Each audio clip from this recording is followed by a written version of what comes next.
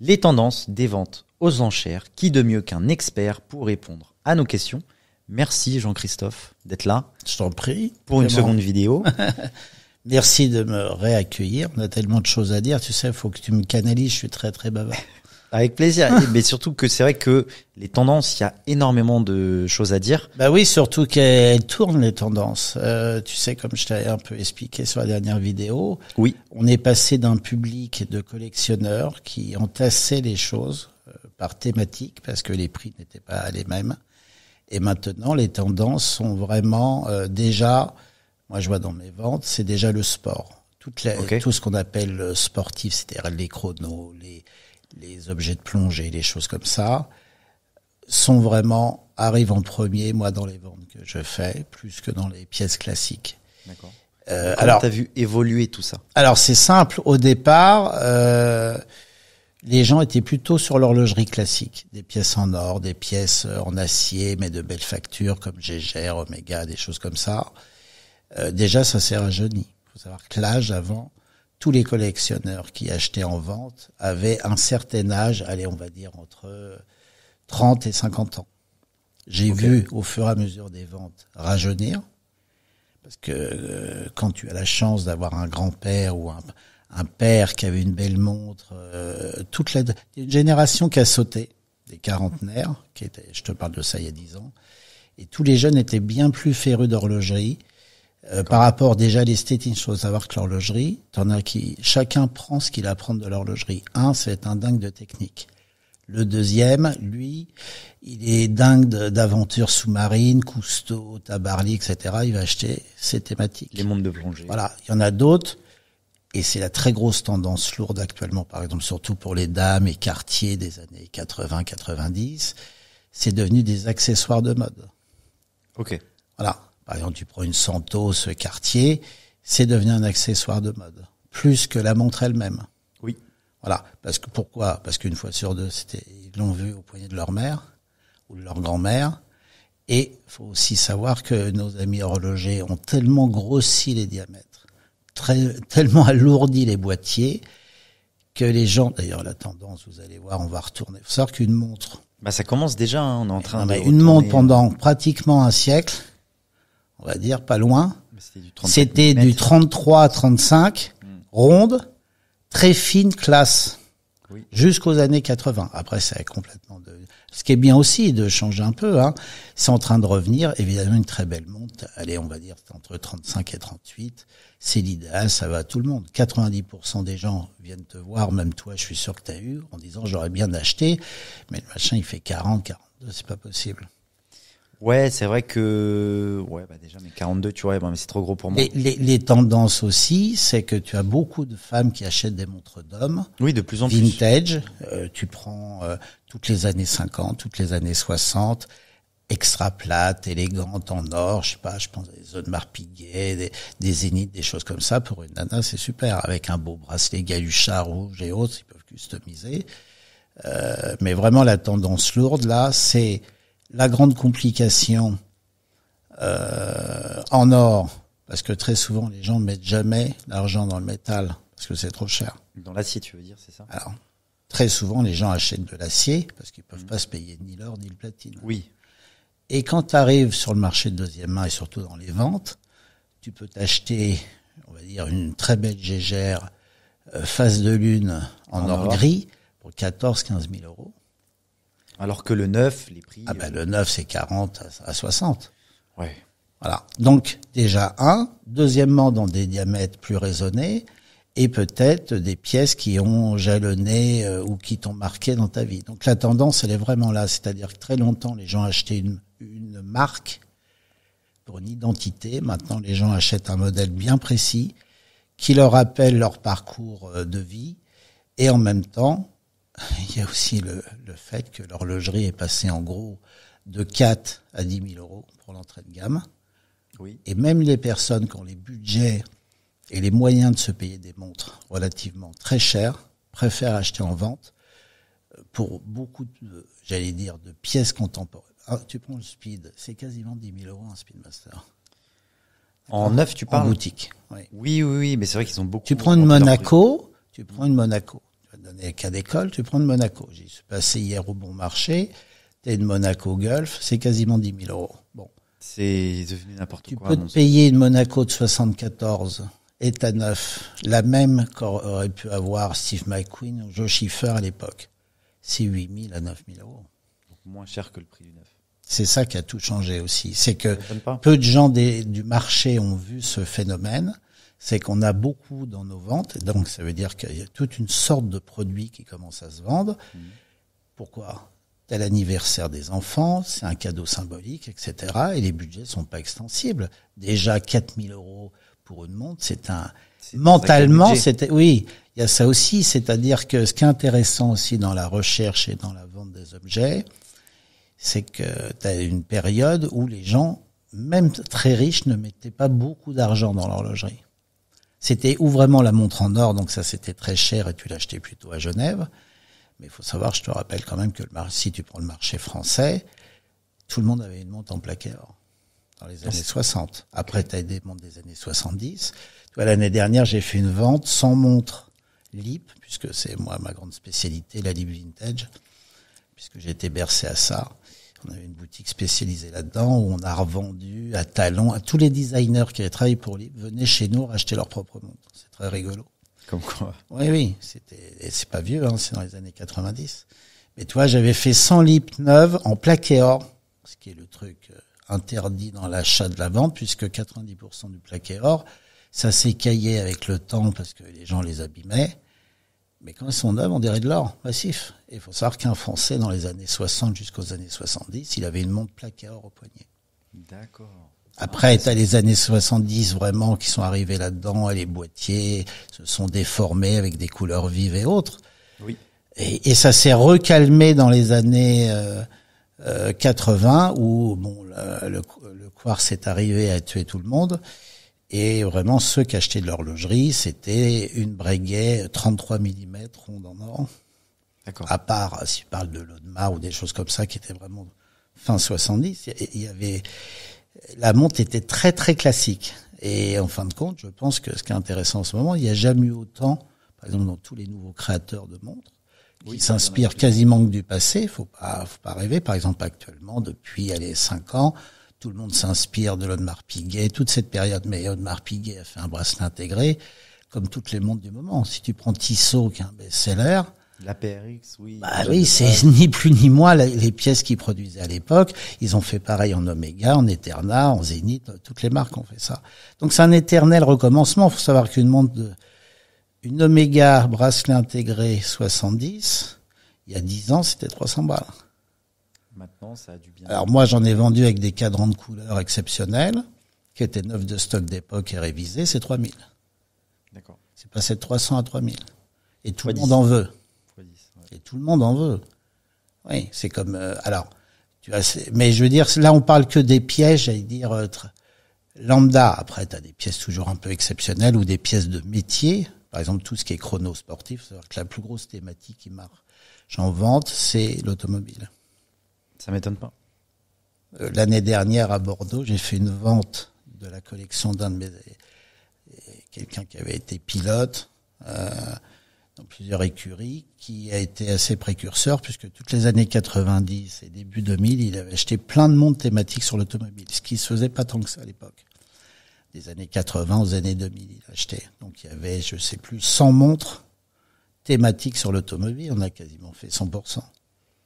Et la planète entière. Le premier volet de sa collection, j'avais le patron de Rolls-Royce qui rachetait des montres Rolls-Royce. D'accord. T'avais des anciens pilotes, c'est des trucs comme ça. Tu me parlais dans la première vidéo, qu'est-ce qui m'avait marqué dans mes ventes, tu vois, ça me revient. J'ai vendu à quelqu'un de la famille d'Ayrton Senna, dans ma première vente, une Pininfarina Club Lotus Ayrton Senna, avant qu'il soit vraiment très connu. Le gars, il a pris l'avion pour venir l'acheter, c'était 600 €. Quand même. Donc, les objets qui ont été faits à une occasion bien précise, ou thématiques, pour des thématiques sur l'automobile, l'aviation un peu moins, parce que ça touche moins de gens, mais sur l'automobile surtout, c'est très fort. La tendance automobile dans les ventes, ça va de de la Chopard Mille-Miglia au truc, j'allais dire un peu bateau, à des choses élitistes de circuit, et surtout toute cette période 70 qui est la plus grande période, j'allais dire sportive, qui a inspiré tout ce qui se fait maintenant. Quand tu vois une Carrera ER, toutes les nouvelles Carrera, c'est né en 65, 70, et toutes ces pièces, bon, il y a pas, tout le sport a vraiment balayé tout le reste, et les gens reviennent quand même aux grandes complications actuellement. Des belles phases de lune, des beaux chronos et tout. La tendance elle est très forte. C'est très, depuis on va dire 2 ans. Et comment t'as vu évoluer le marché par rapport à la conjoncture économique? Alors là, la conjoncture économique, elle frappe très très fort. Moi, ça me touche pas trop parce que toute la spéculation qu'il y a eu pendant 5-6 ans sur Audemars, Patek, Rolex. Alors Rolex, quand je parle de Rolex, moi tout ce qui est Rolex contemporaine, tout ça, j'en mettais jamais en vente parce que avec les frais, etc., tu te bats pas, on se bat pas du tout avec les mêmes armes. Si tu as une Rolex ancienne, historique et autres, c'est un autre produit. Mais moi là, en effet, ça freine énormément et je pense que vous verrez ce que je vous dis. Tu as un marché sur les objets en très bel état, à petit prix, alors on va dire entre 1000 et 3000 euros, qui va exploser.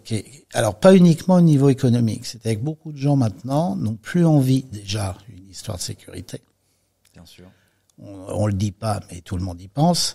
Mais toi, par exemple, tu as une très belle Omega, en très bel état, très chic, etc. Un truc que tu aurais vendu 600, 800 balles. Ces pièces vont faire 2005, 3000. Ouais. Les gens préfèrent mettre un budget de 1000 euros de plus sur un objet qui les touche. Ça, c'est très nouveau aussi, ce qui paraît logique.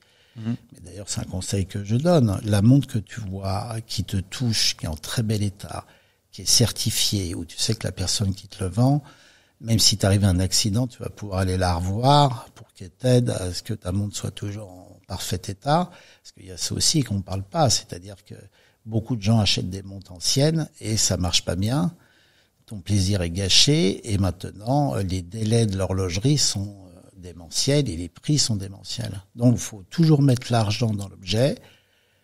Il peut arriver des bricoles, mais quand ta pièce est saine et c'était retouché par quelqu'un, un très bon horloger ou un expert qui travaille sur l'objet, ta pièce sera toujours saine. Faut savoir que du fait de l'aventure horlogère dans les années 80, ce métier était mort du jour au lendemain. Moi, je vais être horloger, on m'a dit, fais pas ça, tu changeras des piles, ce métier est mort, fais autre chose. Donc, dans les années 80, tous les anciens qui avaient la science sont partis. Tous les nouveaux qui sont arrivés n'avaient pas les moyens ni les aides des marques pour pouvoir bien travailler. Beaucoup de pièces que tu retrouves anciennes ont été massacrées dans les années 80, même par les marques. D'accord. Les 3/4 des marques ne sont plus les mêmes entre 70 ça c'est sûr. Et 2000. Ça c'est sûr, mais il y a plein de marques. Ils sont des fois passés par 3 fonds de pension différentes avec des politiques différentes. Donc, faut savoir que c'est une nouvelle tendance. Moi, je l'ai vu, par exemple, ce sont pas de tendance dans mes ventes. Très longtemps, je vendais à des musées pour leur patrimoine. Gégère, entre autres, beaucoup. Et Breitling. Zénith. D'accord. Après, on leur vendait des pièces pour des expos itinérantes partout dans le monde. Ils ont compris que ils parlent souvent de leur patrimoine, mais ils ne montraient pas. Donc, il faut savoir que le patrimoine, si tu sors, je pense par exemple, ils ont réédité une Longines sympa, là, actuellement la marque est en train de monter en gamme. Je peux te dire, si tu fais voir l'objet ancien, tu dis, ah oui, l'ADN vient de là, on comprend nettement plus de choses. Et maintenant, là, dans la dernière vente, par exemple, les marques achètent pour repasser dans leurs ateliers et mettre dans leur boutique le modèle. Ils vendent du vintage maintenant. Oui, c'est vrai qu'il y a. C'est une nouvelle Rolex, tendance. C'est lancé au RCPO. Ouais. Et c'est vrai qu'il y a de plus en plus de marques. Je marques. sais que Breitling en parle. Un des Zénith en a une, je crois que c'est à Dubaï. J'avais vendu une très belle pièce il y a pas longtemps pour eux. Audemars l'a fait aussi. Un des premiers qui l'a fait un peu déguisé, c'est Cartier. Surtout sur des pièces un peu historiques. Ils vendaient ça dans les Émirats, en Asie. Donc les marques sont nettement plus sensibles à leur patrimoine. Il faut savoir quand même, c'est des gens comme nous qui avons fait beaucoup pour les marques et beaucoup pour les patrimoines.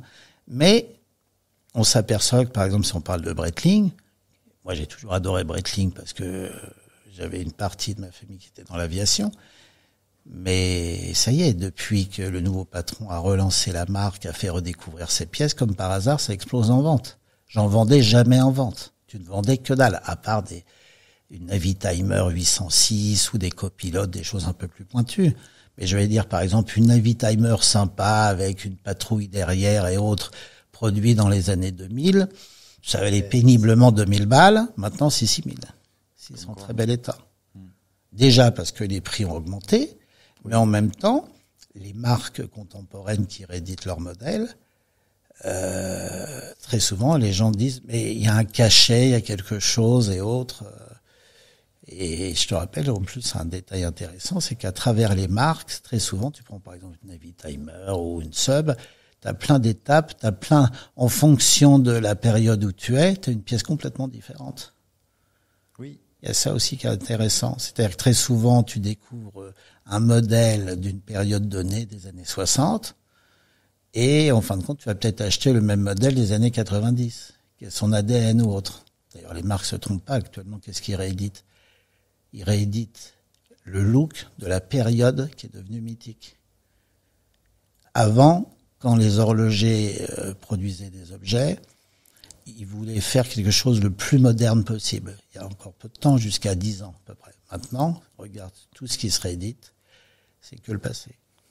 Très nouveau. Avant le passé, ils aimaient pas, les marques n'aimaient pas leur passé du tout, parce que je te rappelle que ils vendent des objets, et le passé, on n'aimait pas le passé, parce que fallait faire tourner les usines. Maintenant, ils ont compris, tu prends ER, c'est quand même tout ce qui sort actuellement. Quand on parle de ER, tu penses tout de suite aux années 70, aux courses, tu vois l'autre avec sa combinaison Golf, etc. Tu penses ça à ER, tu passes pas à autre chose. Et est-ce que tu as vu une évolution des préférences des collectionneurs durant ces dernières années? Alors, il y a de moins en moins de collectionneurs. Je t'ai dit des amateurs. Tu as aussi le phénomène, on doit en parler, où l'horlogerie est devenue un placement financier. Alors, il y a eu ces 4 marques spéculatives, etc., ouais. mais quand même, c'est-à-dire que les gens ont compris que déjà la montre c'est tout petit. Oui. D'accord. Dans une trousse, tu peux avoir le prix d'un immeuble. Tu peux les rétrocéder à ta famille, à tes enfants. C'est un moyen de transmettre du patrimoine. Et c'est vrai que maintenant, les gens sont bien plus volubiles qu'avant. Par exemple, la personne, t'allais voir, moi j'ai connu le gars, il collectionnait que des montres de plongée, il allait avoir 50 montres de plongée. Maintenant, les gens vont passer d'une Cartier élégante à un chrono sportif. Il n'y a plus trop de règles. Voilà. Tout en sachant quand même, je sais pas si ça te fait ça à toi, mais très souvent, tu achètes toujours la même montre.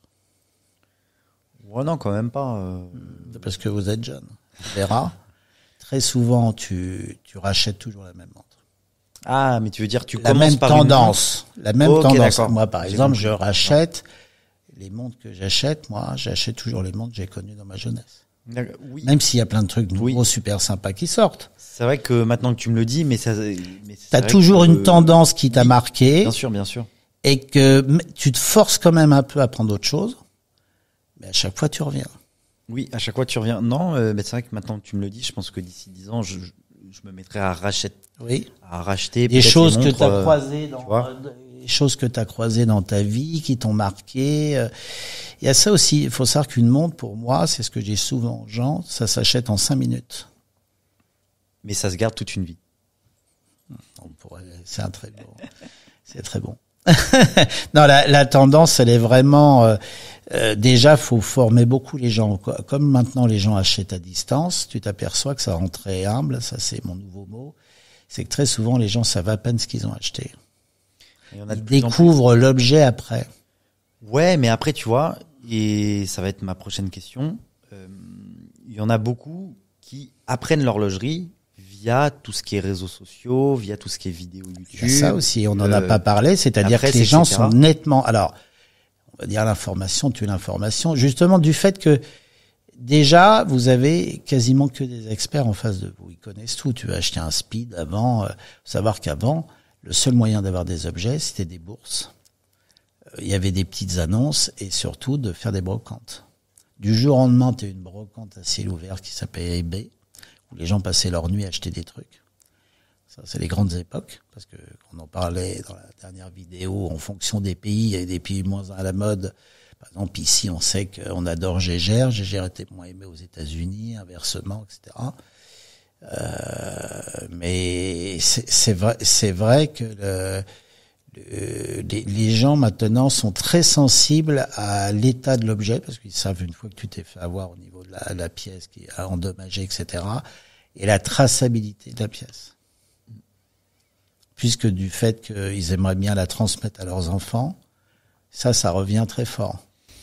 Ça m'étonne pas. Et c'est pour ça que, enfin, mais tu me diras ce que toi t'en penses, mais c'est pour ça qu'on commence à voir deux types de segments, l'abordable et le très luxe. Voilà. Alors avec ça, des marques indépendantes. Ça, c'est vraiment un phénomène. Je vois, nous qui faisons LIP, vraiment à très haut niveau, les LIP des années 60-70. Tu peux avoir une pièce neuve de stock révisée, certifiée pour 800 €. Je te jure que quand tu vois ce qu'est la qualité des objets de l'époque, c'est ridicule. Ça serait signe Omega, ça serait 3000. Donc ça marche très, très, très, très fort. Et ce qui est bien, c'est intergénérationnel. C'est-à-dire que t'as les anciens qui ont connu LIP, c'était le Graal, et tous les jeunes qui adorent toutes ces formes, etc. et autres. Puis en plus, du fait que la marque maintenant réédite, il y a ça aussi qui est super. Tu peux te payer des originaux pour des choses qui sortent actuelles. Et la deuxième étape, en effet, alors jusqu'à 3000. Donc, c'est ce que je te dis. On en parlait en off tout à l'heure. Tu vas voir tout ce qui était, si c'est en bon état, tout ce qui était petit produit va grimper très fort. Parce que du fait des budgets des gens, et puis les gens n'ont plus envie d'avoir des montres très chères parce qu'ils ont peur de se faire piquer ou ça les intéresse plus. Et après, d'un seul coup, tu as le deuxième créneau où là, tu vas être entre, allez, on va dire 9 et 15, qui est là un créneau très intéressant parce qu'à ce prix-là, tu peux avoir des très grandes complications, allez, on va dire des années fin 80 à mi-2000, exceptionnelles dans des matières fabuleuses, or rose, platine, or gris, qui étaient donc rares. Hein. Faut savoir que tu prends Gégère, en fin 80, il produisait plus de lunettes et de briquets que de montres. Incroyable. D'accord. Okay. D'accord. Donc je peux te dire que quand le gars il achetait une fesse de lune en or gris, on va dire de 98, les 3/4 je pense ont dû être vendus au personnel ou en déstockage. Et c'est ces montres actuellement qui font des gros prix parce que c'est beau. On pourrait se tromper de 20-30 ans du fait du diamètre et de la finesse. Ils produisaient nettement moins de montres. Et ces montres touchent les gens. Donc, ça que soit des Reverso de cette période, en blanc peint aussi, en Audemars Piguet, Breguet, bien sûr. Breguet, c'était pas la montre de n'importe qui. Je les appelle souvent les montres des rois parce que Hassan II était très fan de Breguet. Il faut savoir qu'à l'époque, l'ère industrielle est née en 80 dans l'horlogerie. C'est-à-dire, on est passé d'un monde de famille et d'industrie familiale, même s'il y avait des très grosses réussites depuis les années 50-60. Mais en gros, c'est devenu des groupes financiers en 80 quand l'horlogerie est morte. Ouais. Donc Breguet, c'était les frères Chomet jusqu'aux années 80. Et c'est devenu, même début 90, et c'est Hayek qui s'est acheté Breguet. Et la manufacture est devenue complètement différente. Mais par exemple, à la période qu'on appelle Chomet, les écrins verts où les diamètres étaient très raisonnés en 32, 33 mm, une montre. Pour les gros diamètres, ça devait être 36. Même au niveau technique, parce qu'ils ont dû réinventer. Je te rappelle que tu prends un Speed qui est très connu dans les années 90. Ce qu'on appelle les Schumacher, tu sais, les Radius. Ils n'avaient plus de mouvement. C'était deux mouvements l'un sur l'autre. C'était pas le mouvement du Speed de 10 ans avant qu'il ferme. Ils ont dû réinventer leur modèle, leur mouvement. Si tu prends les écrins de cette période-là, c'était la période du pétrole. Les écrins partent en pluie, ils se désagrègent. Savoir qu'une montre des années 60 est plus costaud, plus fiable qu'une montre des années 90. L'anecdote est Ouais. Et après, ils ont commencé vraiment, pour moi, la plus belle période actuelle, c'est, on va dire, ce que j'appelle le new vintage, c'est la mi-90, fin 90. C'est très inspiré du passé et pour tous les nouveaux collectionneurs, c'est ce qu'ils prennent eux comme du vintage. D'accord. Et pour moi, la plus belle période, j'allais dire contemporaine, c'est début 2000. Ça ressemble aux années 60, qui est pour moi la référence. C'est beau, c'est pur, dans toutes les marques. Tu prends Gégère, par exemple, c'est ce que je dis tout le temps, tu prends 98, 2008, tout ce qu'ils ont fait, c'est hors norme, qualité-prix, c'est imbattable, et quand j'en mets en vente, c'est 100%. D'accord. La dernière vente, moi je fais des records du monde avec des pièces en acier, qui se vendent aussi cher que des pièces contemporaines en or. Ça veut dire quoi? Ça veut dire qu'ils ont touché les gens. C'est des pièces rares déjà, qui étaient destinées à un public spécifique. Et c'est des pièces que les gens adorent porter, qu'on touché. Et en plus, c'est des pièces qui plaisent à toute la planète. Pour toi, quelles sont les prochaines tendances? Les prochaines tendances, ça va toujours s'accentuer sur le sport, sur l'automobile. Parce que tu vois bien que c'est très lié à l'automobile de collection. Bon courage pour qu'ils interdisent avec leurs vignettes ou les trucs électriques et tout. À Paris, tu parles? Oui, Paris ou ailleurs. Ouais. Il faut bien savoir que les grands de ce monde sont les plus grands collectionneurs d'automobiles. Oui.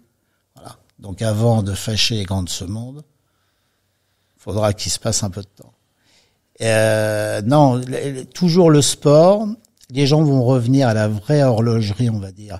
Il y aura toujours ces indépendants avec plein de complications, des choses comme fait notre ami Picciotto, qui est spécialiste mondial de ça, avec toutes ces marques décalées, etc. Il y aura toujours une niche. Mais je pense que les marques vont revenir à des choses. Bon, alors les prix sont quand même très soutenus, donc il y aura de plus en plus d'amateurs sur des générations avant du fait du prix aussi. Oui. Il y a ça aussi.